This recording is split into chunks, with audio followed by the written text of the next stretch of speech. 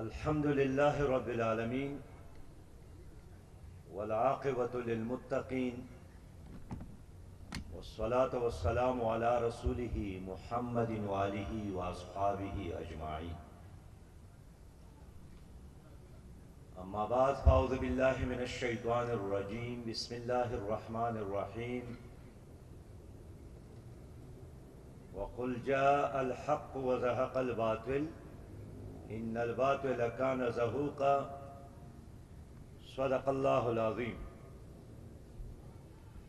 انتہائی واجب الاحترام قائدین کشمیر، قائدین جماعت اسلامی اور اس مجلس میں شریک قابل صد احترام ماؤں، بہنوں اور بیٹیوں، اور میرے پرجوش پرعزم سربکف نوجوانوں، السلام علیکم ورحمۃ اللہ وبرکاتہ.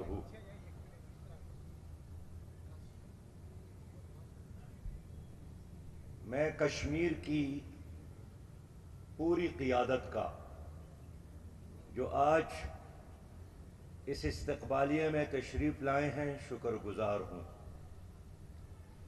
اور آج کے اس مجلس کے ذریعے آپ کو بھی، مقبوضہ کشمیر کے مظلوم عوام کو، وہاں کے بزرگوں اور نوجوانوں کو، ماؤں، بہنوں اور بیٹیوں کو یہ پیغام دینا تھا کہ زندگی کے آخری لمحے تک پاکستان کے 23 کروڑ عوام آپ کے ساتھ ہے.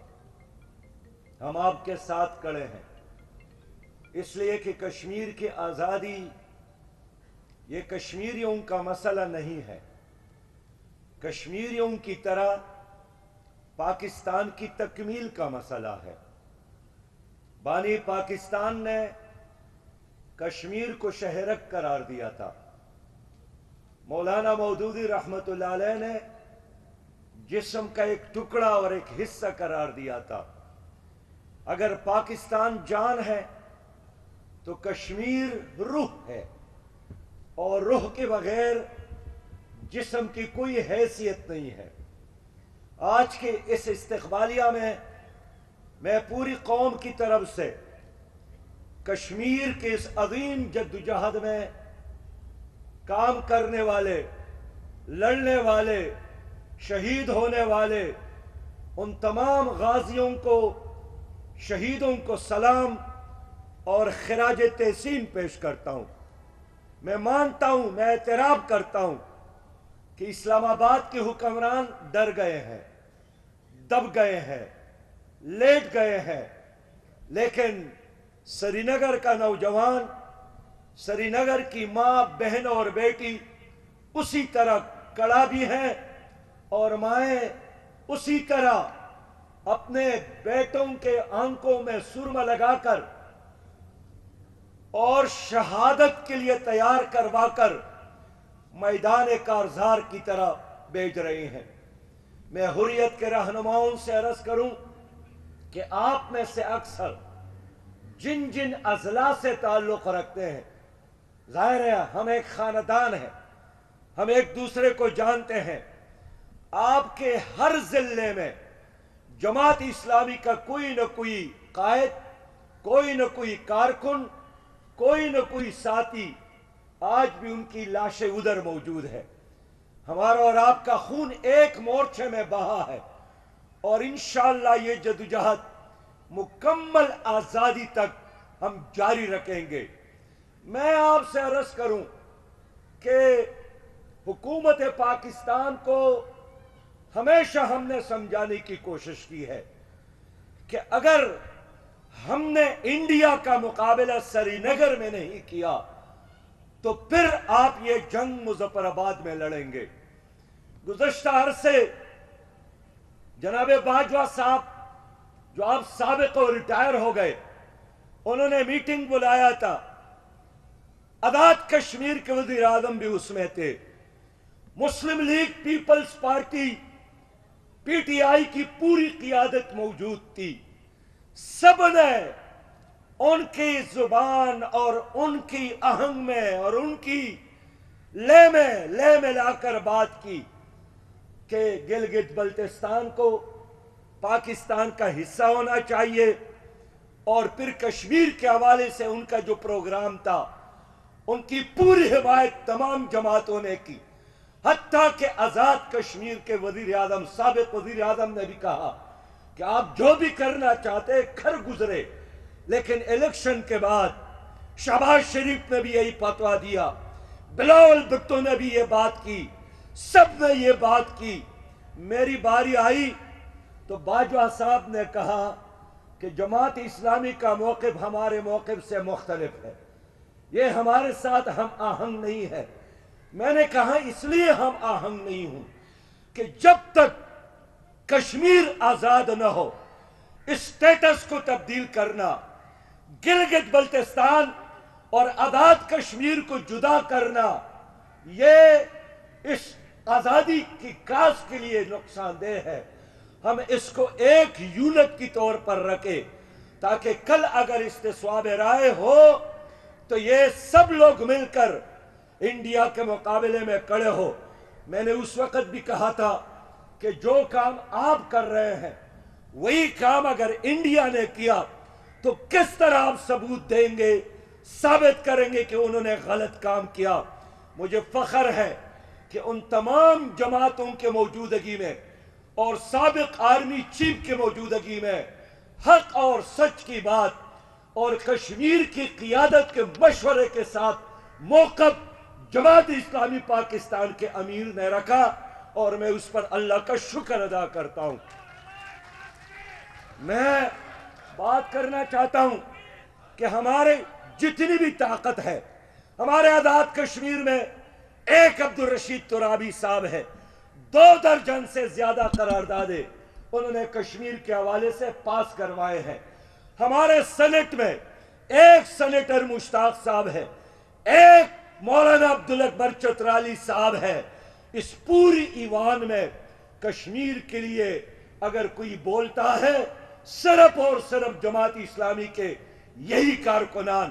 میں اس لیے بہت قلب سلیم کے ساتھ، مکمل یکسوئی کے ساتھ آپ لوگوں کو پیغام دینا چاہتا ہوں کہ یہ اسلام آباد کے حکمران چھوڑ سکتے ہیں اس کاس کو، لیکن جماعت اسلامی کے لیے اور پاکستان کے 23 کروڑ عوام کے لیے یہ عقیدہ ہے۔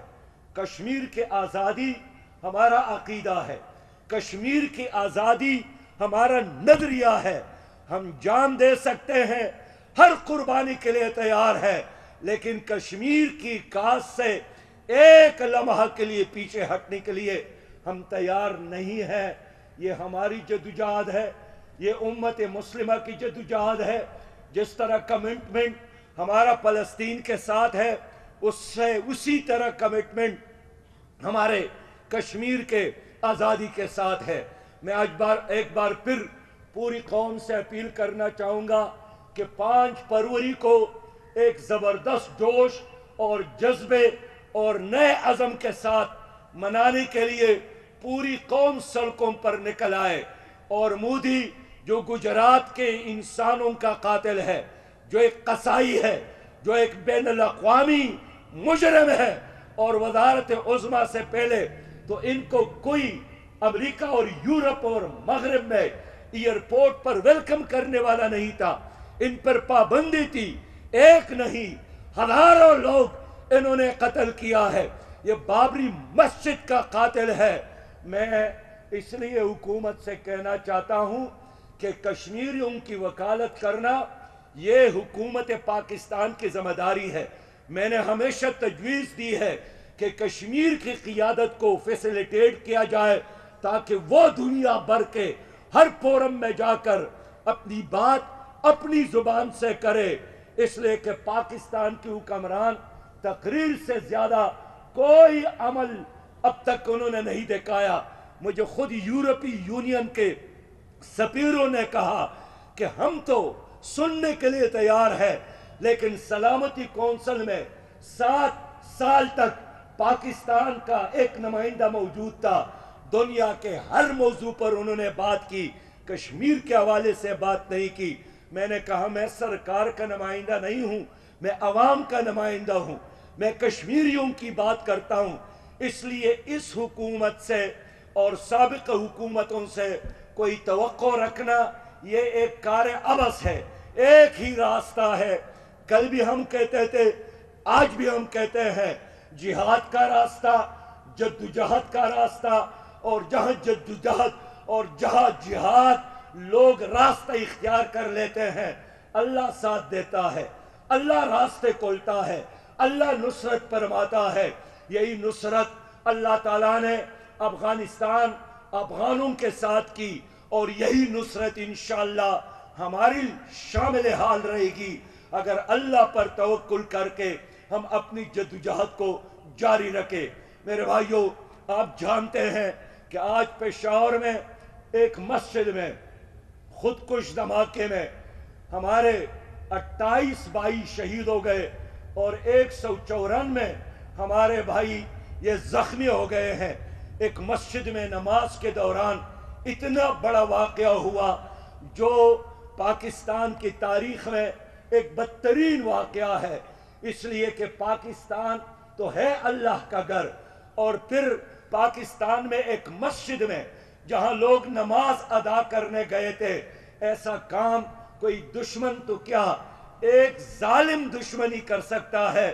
کوئی انسان, کوئی عقل والا اور کوئی سلیم الفطرت انسان یہ کام نہیں کر سکتا.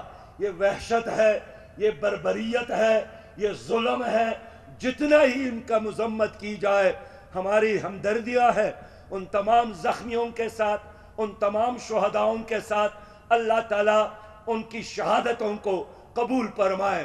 میرے دوستو, آج کا دن اس لحاظ سے بھی پریشان کن ہے کہ ہماری حکومت معاشی لحاظ سے مکمل طور پر ناکام ہو گئی ہے.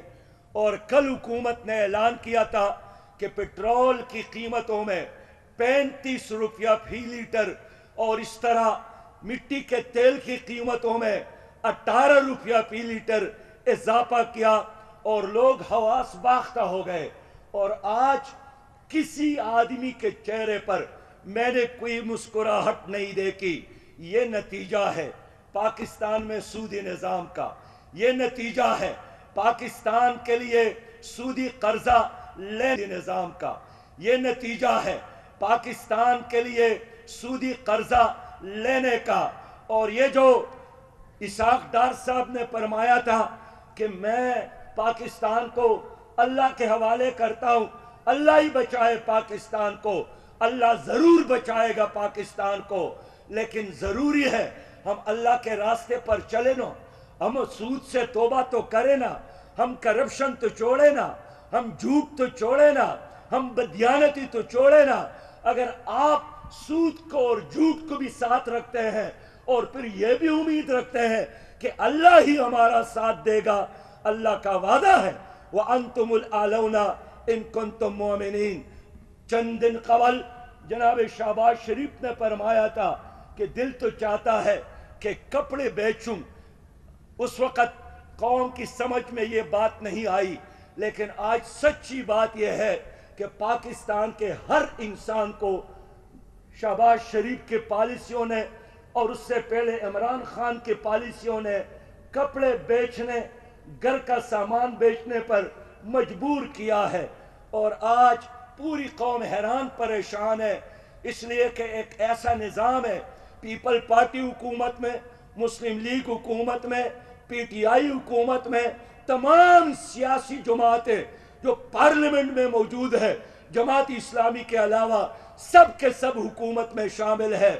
تو اس تباہی, اس بربادی اور اس معاشی بدحالی کا ذمہ دار میں ان سب لوگوں کو سمجھتا ہوں.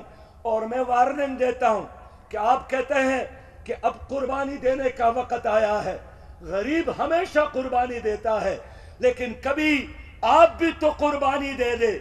آپ پروٹوکول کلچر چھوڑنے کے لیے تیار نہیں ہے, آپ پرتعیش زندگی چھوڑنے کے لیے تیار نہیں ہے, تو 23 کروڑ عوام تو 75 سال ان سے قربانیاں دے رہے ہیں. خون کی قربانی بھی اور جب بھی ملک کو پیسے کی ضرورت پڑی ہے، کبھی قرض اتار و ملک سنواروں کی صورت میں بھی غریب نے دیا تھا، سیلاب اور زلزلے کے دوران بھی غریب نے دیا تھا۔ میں کہنا چاہتا ہوں اب کرپ اشرافیہ کا وقت آیا ہے کہ یہ قربانی دے دے اور غریب کو زندگی گزارنے کے لیے کچھ لمحے چھوڑ دے۔ میں پوری قوم سے کہنا چاہتا ہوں کہ یہ لوگ ناکام ہو گئے ہیں، ایکسپوز ہو گئے ہیں، ان کے ساتھ مسائل کا کوئی حل نہیں ہے۔ اور میری یہ بات نوٹ کر لے، اس وقت جتنے لوگ حکومت میں شامل ہے یہ سب کے سب چند دن بعد پاکستان چھوڑ کر دوبارہ لندن جائیں گے، لیکن ملک تو ہمارا ہے، ہم نے یہاں جینا ہے، ہم نے یہاں مرنا ہے۔ آؤ مل کر اس ظلم اور جبر، نالائق اور نااہل حکمرانوں کے خلاف اور جہل اور ظلم پر مبنی اس نظام کے خلاف جدوجہد کے لیے جماعت اسلامی کا ساتھ دے۔ ہم انشاءاللہ تعالی اس اندھیری رات کو صبح میں تبدیل کر سکتے ہیں۔ ہم انشاءاللہ تعالی اللہ کے نظام کے روشنی میں پاکستان کو اس دلدل سے نکال سکتے ہیں، اس لیے کہ ہم کلین ہیں، ہمارے دامن پر کوئی دبا نہیں ہے، اس لیے کہ ہمارے ساتھ اس قرضوں کی سیاست اور معیشت کے مقابلے میں ایک متبادل، ایک خوبصورت نظام موجود ہے۔ اسلام کا معاشی نظام، اسلام کا سیاسی نظام، اسلام کا اخلاقی نظام، اسلام کا گھریلوی نظام، ہر شعبے کے لیے اللہ نے ایک نظام، ایک گائیڈ لائن دیا ہے۔ یہ کام ہم کر سکتے ہیں، لیکن ان لوگوں کے موجودگی میں یہی کچھ ممکن ہے جو اس وقت ہو رہا ہے۔ میں ایک بار پھر حریت کے تمام رہنماؤں کا شکریہ، لاہور سے، لاہور تک آپ پہنچے ہیں، اسلام آباد سے، سری نگر سے، مظفر آباد سے، بعض ہمارے دوست ترکی سے آئے ہیں، بعض ہمارے دوست لندن سے آئے ہیں۔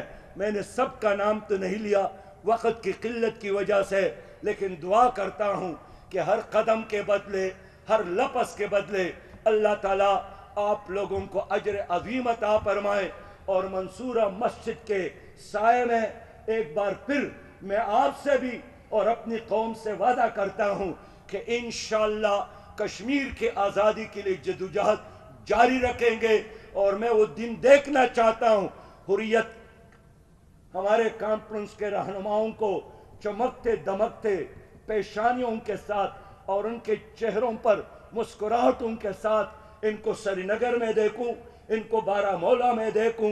انشاءاللہ وہ دن آ کر رہے گا، اور ہم انشاءاللہ یہ نصیب ہوگا کہ ہم آپ کو خوشی خوشی کے ساتھ دوبارہ وہاں پر دیکھیں، اپنے گھروں میں، اپنے بچوں کے درمیان، اپنے رشتہ داروں کے درمیان، اور آزادی کی سورج طلوع ہو اور ہر طرف کرنے اور خوشیاں ہو۔